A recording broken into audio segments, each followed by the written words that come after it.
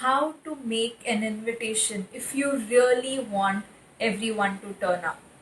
It could be a wedding invitation, birthday invitation, or invitation for any gathering. Number one, the venue has to be centrally located.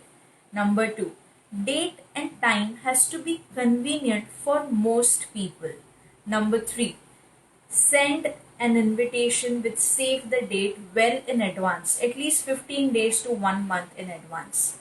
Share details like day, date, time, and venue, and most importantly, parking arrangements in Google Map location.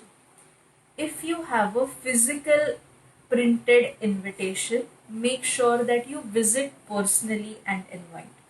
If you have an e-invitation, don't just share it in groups. Call up people and invite. This makes it personal.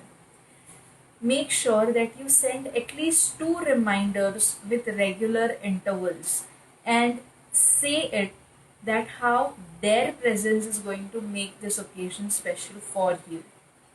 This is when people put in effort and their time and come for your function or event. Hope this helps. Thank you.